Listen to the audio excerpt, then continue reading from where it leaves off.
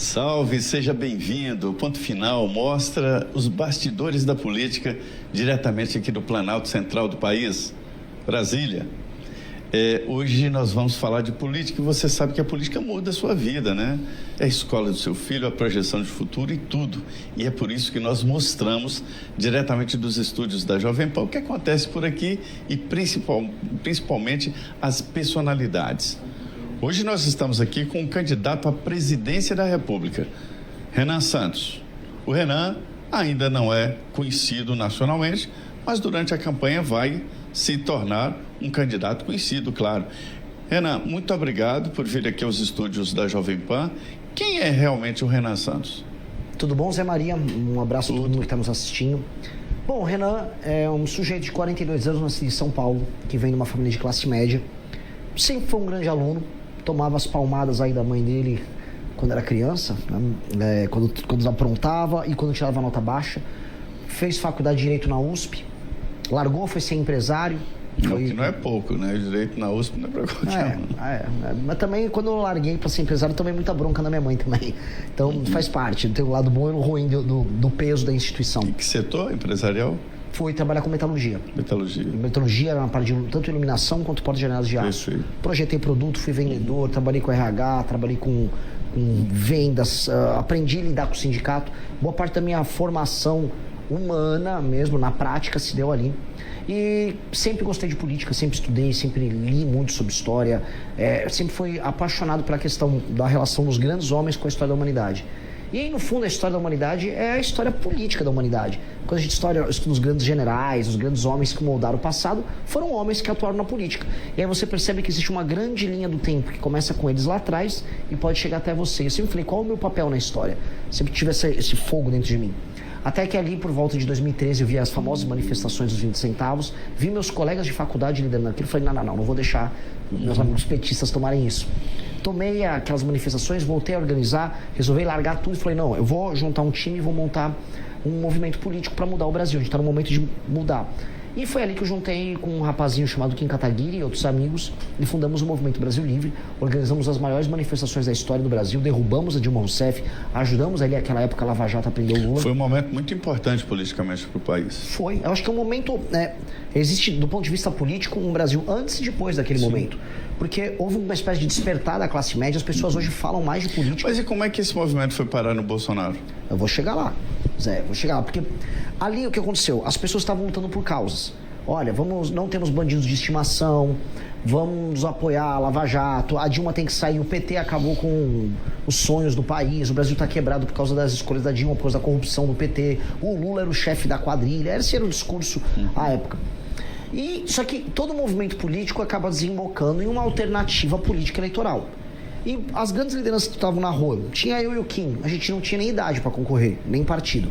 O Moro, era talvez um grande nome ali à época, era o juiz da Lava Jato. Houve alguma medida Janaína Pascoal, talvez? Não tinha grandes ambições, talvez não tinha traquejo político.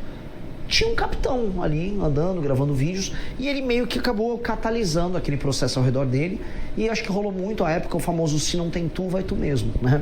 Como não tinha o Moro, não tinha outros nomes, foi o Bolsonaro se tornou o líder de maneira injusta do processo, e aí ele ganha as eleições de 2018. Ele não tinha preparo. Com a sua ajuda. Não, assim, não havia intenção minha em ajudá-lo. Eu, quando trabalhei naquela época, eu trabalhei realmente pelo impeachment da Dilma, trabalhei para apoiar a Lava Jato, eu queria ver a prisão do Lula, eu queria que rolassem as reformas que rolaram já no governo Temer. Eu apoiei muito. Eu vou dar um exemplo, como eu e o Bolsonaro somos diferentes nisso. À época, no governo Temer, a gente apoiou a PEC do teto e a reforma trabalhista. O Bolsonaro nunca opinou sobre esses assuntos. Depois veio a reforma da Previdência e o Bolsonaro fez discurso contra, tanto ele quanto o Eduardo, que era filho dele. E nós apoiamos à época uma reforma que era impopular. Tem uma incoerência aí. A linha política do ex-presidente Bolsonaro, militar, de direita, é estatizante e protetor, né? Não é bem um liberal. Exato. Então, por isso que houve um choque quando ele entra no poder, porque aquele Bolsonaro, que era um sindicalista dos militares, ele se torna um presidente que precisava fazer reformas liberais. E aí ele tinha um Paulo Guedes que tinha esse discurso, os mercados acreditavam, e aí o Bolsonaro passava esses sinais contraditórios para as pessoas. Então o problema do governo Bolsonaro é que eram muitos sinais contraditórios o tempo todo, e aí quem acaba ficando com os sinais contraditórios, em geral, é a pessoa que acaba vivendo um reflexo, uma espécie de um abuso. Então, o fã do Bolsonaro, vai pra frente do quartel. Não, sai do quartel. Não, agora eu gosto do Rodrigo Maia. Não, agora não é pra gostar do Rodrigo Maia. Não, eu gosto do Gilmar Mendes. Não, agora eu não gosto do Gilmar Mendes. Uma pessoa racional não aguenta isso. Agora, uma massa de brasileiros acabou ficando encantada por ele e acabou sendo, vamos dizer, abusada nesse sentido por ele. E aquelas pessoas erraram em apoiar de maneira canina uma família que estava se aproveitando disso. O Bolsonaro acabou perdendo as eleições, nós fizemos oposição ao Bolsonaro nesse processo. E todas as críticas que a gente fez, em especial, vamos dizer, ao gosto que o filho dele, Flávio, tinha pelo luxo, pelos grandes amigos, pelos vinhos, pelas casas, estava certo, né? Agora a gente está vendo o Flávio como candidato. Tudo aquilo que a gente criticava naquela época, que destruíram a Operação Lava Jato para salvar o Flávio, a gente estava certo. A gente foi meio que um profeta de algo que está estourando agora. Uhum. Durante todo esse processo, a família Bolsonaro continuou em alta, né? Hypado, e principalmente agora com Flávio Bolsonaro, que ele nunca foi um político, um líder nacional, polarizou, já está polarizado com Lula, né? Qual é o alvo da sua estratégia de campanha? Meu alvo é o eleitor. Eu entendi uma coisa. As pessoas quando falam assim, tem uma polarização Lula com Bolsonaro. Vai bater em quem? Eu vou bater em todos, quando eu ver que todos estão errados. Que é basicamente, se a pessoa abrir o meu Instagram, Renan Santos MBL, vai ver porrada no Lula, vai ver porrada no Flávio, mas acima de tudo vai ver porrada ao sistema político e propostas para solucionar esses problemas. Eu tô aí ao longo da pré-campanha tacando proposta na cabeça de todo mundo, trazendo ideias para solucionar, por exemplo, os superpoderes do Centrão, a relação STF, Congresso e Presidência da República, como a gente reformar o sistema educacional nosso, como lidar com a questão das terras raras, mas ao mesmo tempo, se o Lula está envolvido no Banco Master e todo mundo leva a crer que o Partido dos Trabalhadores está envolvido até o pescoço lá, eu vou falar. Mesma coisa do Bolsonaro. Se eu dizer quem não está aqui, viu? Porque pelo jeito, só eu que não... Zé Maria está aqui em Brasília, tem que tomar cuidado. Já o Zé Maria aparece numa festa em Trancoso. Não, eu me convidado para essa festa. Graças a Deus, eu tenho certeza que não. Você é decente, mas muita gente foi convocada, Zé. Assim, me assusta quando começou a aparecer o escândalo do Master, vamos dizer, a natureza das autoridades que estavam ali no... Né, ele tentou, vamos ser sérios, ele tentou comprar todo mundo e uma parte bem grande das autoridades topou. Eu acho que foi por isso que ele quebrou, porque esse pessoal aqui é caro, ele comprou demais. Né? É verdade. E eu estou vendo que a sua campanha está indo, né? Está performando e rapidamente, de quem não era conhecido nacionalmente. E como é que o senhor vai fazer? Usar muito as mídias, as plataformas sociais? Zé, o nosso partido tem 6 meses de idade. 6 meses, é um bebê. E não é fácil criar um partido, né? É difícil. O Bolsonaro tentou e não conseguiu. Muitas lideranças tentam e não conseguem. Houve agora o partido do autista que não conseguiu. Enfim, né? Tentam. Houve o partido do Corinthians que tentou também, não conseguiu. Nós conseguimos. E isso nos coloca no jogo, mas é um jogo muito pesado. Eu vou dar um exemplo para você, até para o espectador entender. O Brasil é um país de dimensões continentais. Para eu rodar, para fazer uma pré-campanha, eu preciso de dinheiro, para avião, não só para mim, para uma equipe. Quando eu chego nos lugares, precisa de hotel, tem alimentação, você tem equipe de filmagem, lugares perigosos, eu arrumo briga com o crime organizado, preciso de segurança, tudo isso custa muito. Então todas as doações que chegam acabam sendo direcionadas para a gente tocar esse projeto de expandir o partido e apresentar minhas ideias ao redor do Brasil. Só que como o Brasil é tão grande, tão grande, tão grande, fazer isso de carro eu não consigo cobrir o Brasil todo. E meus concorrentes... Nenhum estado como Minas Gerais. Nada. Minas, se eu tentasse fazer, seria impossível. E é um dos 27. Imagina o Mato Grosso, que é gigantesco. Imagina o Amazonas, Pará. Então, agora eu entendo os que usam jatinho. Eles com o jatinho, por isso que as campanhas custam milhões. Um voo de jatinho é uma fortuna. Eles vão rodando de um lugar para o outro e eu falo, mas essa viagem aqui que esse pré-candidato está fazendo, 2 semanas de viagem, todos esses voos de jatinho, isso custou milhões. E a gente não vê a declaração, né, na campanha, nas contas de campanha. Aí é de um amigo, emprestaram. Mas é isso que acontece. São campanhas caríssimas. Se as campanhas estão custando tão caro, alguém, e não está declarado em geral, alguém está pagando. E esse alguém costuma se favorecer depois no final. Vamos lembrar uma coisa. Nada de graça. Nada. Vamos lembrar. Bom, especialmente financiamento de filmes, né? Pra gente falar de um caso aqui que tá em... né? Porque eu tô falando de filmes no plural porque o nosso amigo Vorcaro financiou aparentemente 3 filmes, né? De 3 lideranças políticas diferentes. Né, para não ficar só no Dark Horse ali dos Bolsonaro. Para isso, eu estou vendo que o senhor estava consertando aqui a meia. O senhor tem algum preconceito com o sapato sem meia? Tenho. Zé, vou te contar uma coisa que eu aprendi em Brasília, tá? Eu comecei a reparar, especialmente a partir de 2019, 2020, que surgiu uma moda dos políticos andarem com, especialmente o terno azul, aquele azul royal, azul mais claro, meio curto, e aí com, por exemplo, Eu tô usando meia. Não, você é honesto, velho. Eles usam mocassim sem meia. Aí eu comecei a reparar, tinha um padrão. Quase todo político que usava mocassim sem meia estava envolvido em escândalo de corrupção. Eu juro, eu passei lá no MBL e vai ter uma regra no partido. Eu vou fazer. Proibir o sapato. Eu vou proibir. Se eu ver um político com sapato sem meia, eu vou suspeitar que ele está envolvido em escândalo de corrupção e já vou mandar ele na hora pro Conselho de Ética. Porque é batata. Vi o político com mocassim sem meia, falei. Veio um escândalo aí. É impressionante. Jatinho também, né? Jatinho também, mas em geral ele sobe no jatinho com mocassim sem meia. Ele entra lá. É impressionante. Zé, é impressionante. É um dos melhores testes que possa ter. Melhores testes. Pois é, mas o preconceito da meia é muito bom. Mas posso te falar, ó, até mostrando aqui pra câmera, ó, eu faço questão, eu venho com a meia aqui, ó, no talo, lá no alto, justamente pra mostrar que eu sou incorruptível. Tá certo. E aí, nessa pré-campanha, o senhor tem andado, né, pelo país. Qual é a reação das pessoas ao seu discurso? Surpreendente. Porque eu como eu disse, assim, não apenas eu não estou, né, alinhado ao lulismo nem ao bolsonarismo. Eu enfrento muito o centrão. Então a minha ideia é enfrentar os problemas nacionais onde o problema está acontecendo, mesmo que isso desagrade o eleitor. Então eu fui para o Ceará, eu rodando pelo interior do Ceará, eu comecei a tratar de pacto federativo e gestão dos municípios. Eu fui falar da gestão dos municípios, que estava mal feita em boa parte dos municípios, e explicando, olha, ainda o dinheiro nem veio daqui. O dinheiro pelo pacto federativo, que está sustentando essa gestão mal feita, veio lá de São Paulo, veio do Rio, veio de Minas, veio do Paraná. Vocês são um município deficitário num estado deficitário.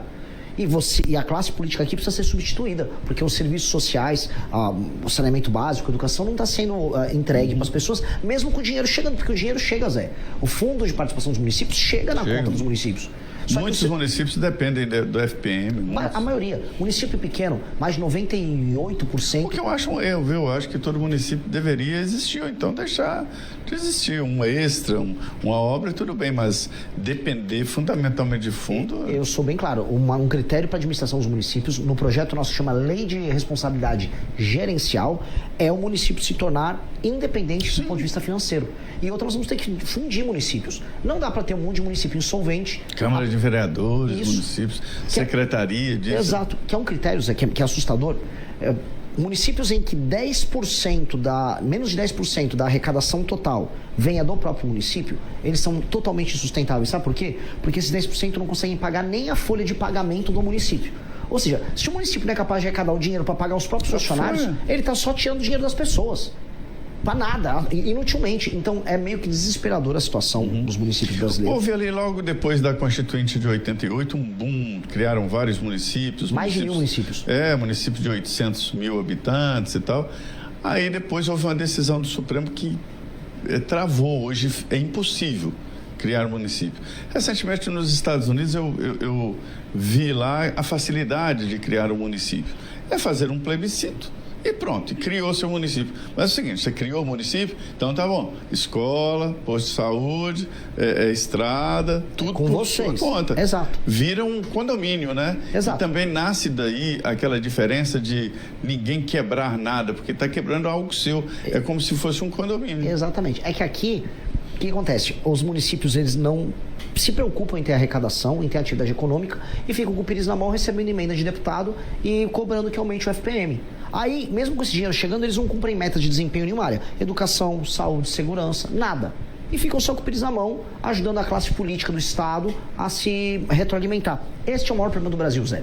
Porque este é o problema que gera o famoso centrão.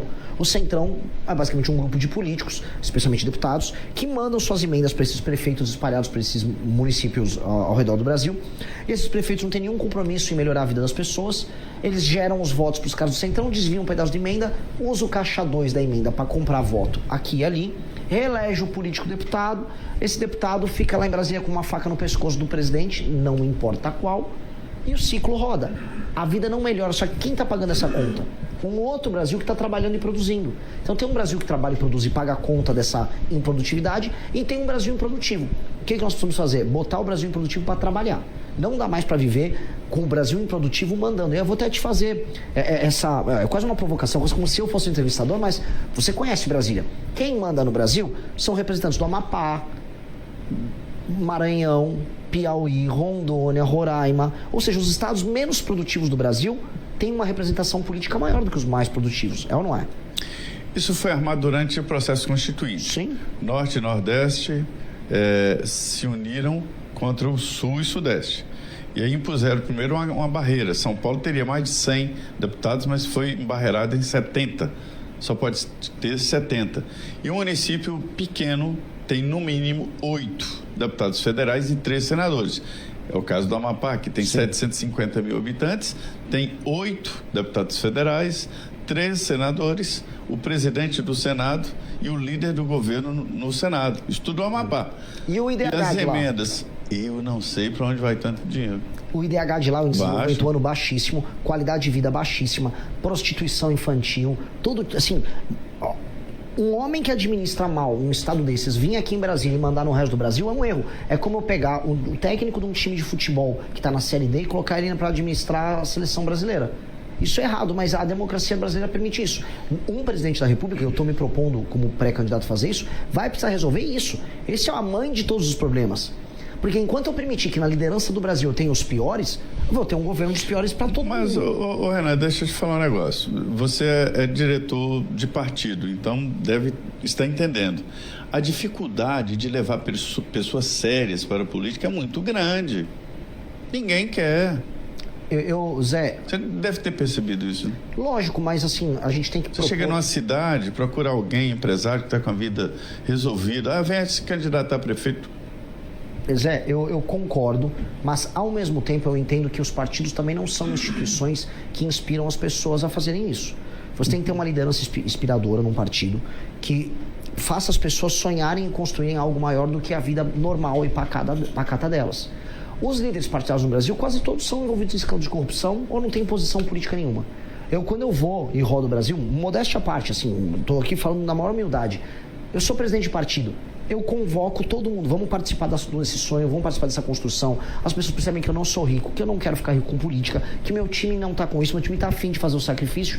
E aí você começa a inspirar, porque nós precisamos fazer os melhores governarem o Brasil. Eu preciso pegar um aluno do ITA, um cara que fez ITA, um cara que fez um UNB aqui em Brasília, um cara que em São Paulo fez USP, e essas pessoas têm que entender que uma das opções que ela tem na vida, além de abrir uma empresa, é participar de um governo que vai mudar todo o país. Eu quero fazer um governo dos melhores. Os melhores têm que entender que eles têm que mandar.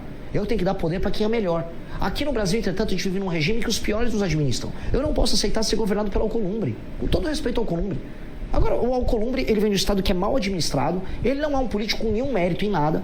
Tudo que há de estranho no Brasil acontecendo passa pelo Alcolumbre, e esse cara vai ter que mandar em mim, ou esse cara vai mandar em pessoas melhores do que eu, inclusive, empresários, médicos, mães, professores. Mas eles não têm condição de fazer isso. A gente tem que fazer uma espécie de uma revolução das pessoas boas, inteligentes e produtivas contra as pessoas improdutivas que mandam na gente. Esse é o meu sonho, isso a gente precisa fazer.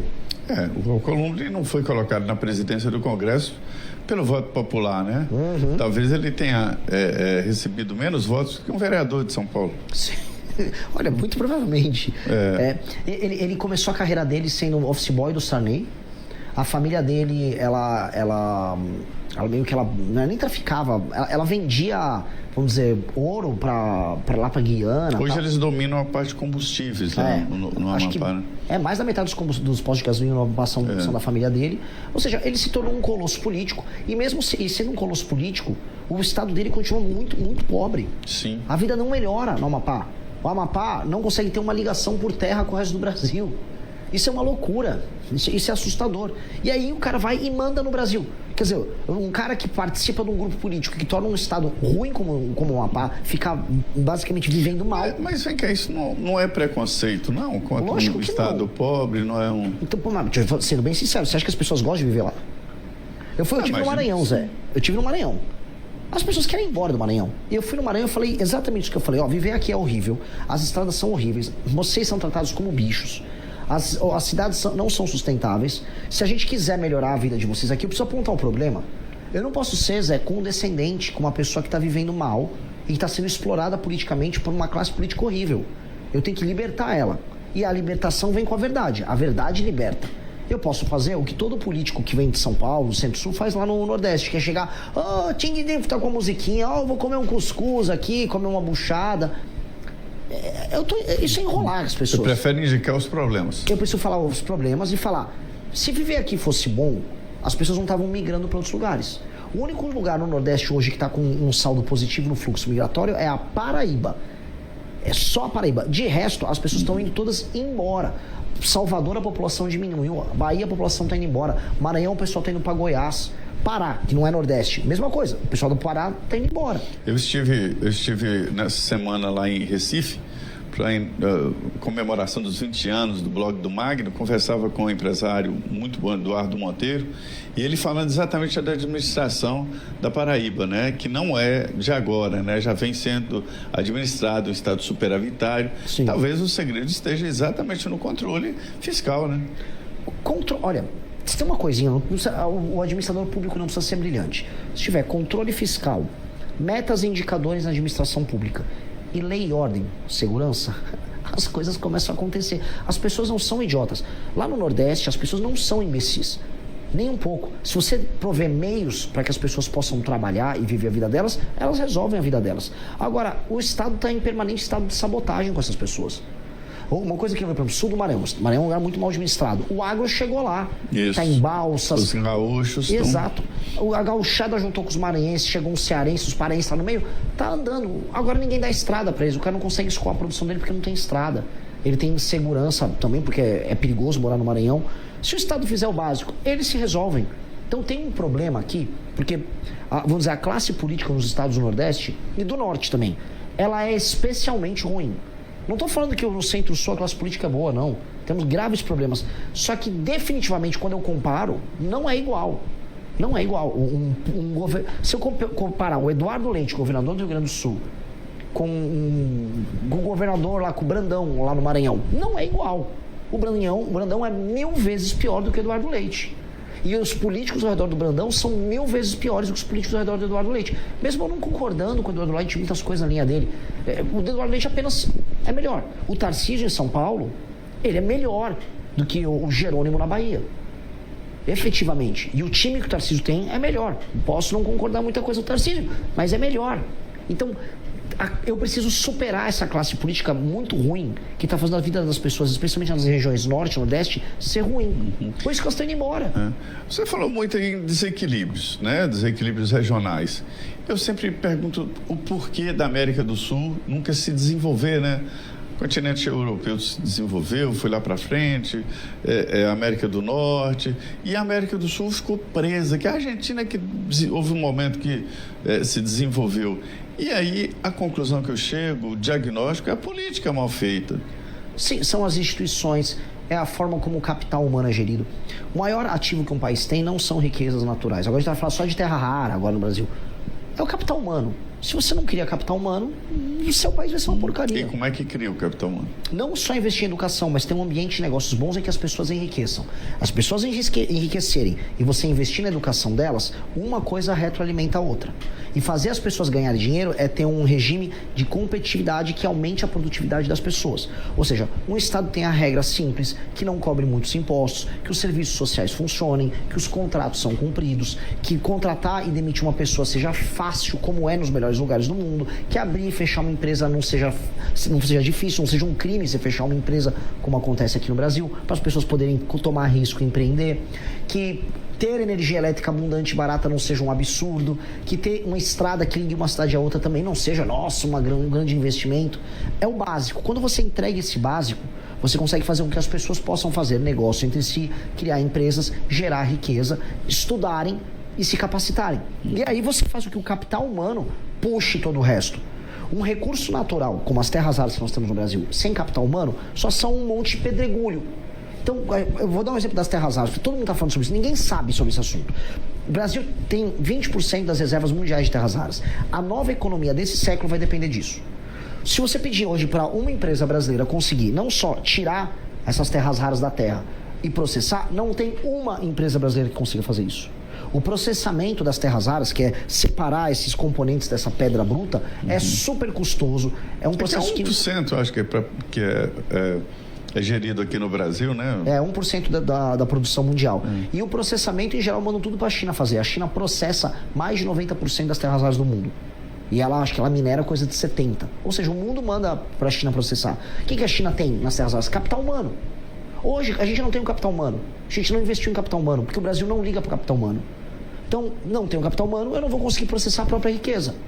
Veja, quando o Brasil fez esse investimento em capital humano, Zé, a gente investiu lá nos anos 60, 70 para ter a Embrapa. Mandou um monte de gente para estudar lá fora. Aí você teve, vamos dizer, a capacitação também das escolas de agricultura no Brasil. Teve Viçosa, teve Exalc, teve inúmeras. Que você formou uma massa de agrônomos que resolveram a terra do Brasil, que você conhece, né? Acho que você é da área.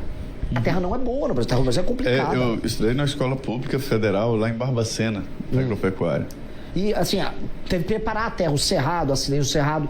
Esses técnicos criaram o agro super desenvolvido que nós temos. E a Embraer? Foi o investimento que a gente fez no ITA. O que tem em comum tanto a Embrapa quanto o ITA? Tecnologia, capital humano. É isso, formou gente que sabe pensar. Nós temos que formar gente que sabe pensar. A América Latina não quis fazer isso. Ô Renan, uma conversa boa, ela é muito rápida.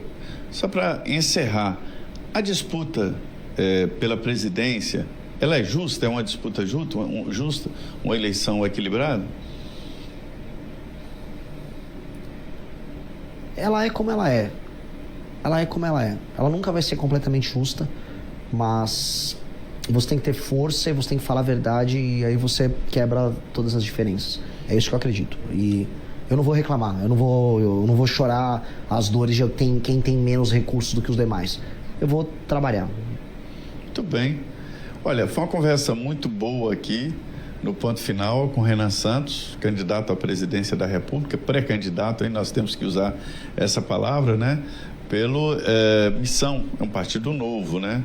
Espero que você tenha gostado e a gente está sempre mostrando a você como funciona aqui a política e o que é Brasília. Muito obrigado.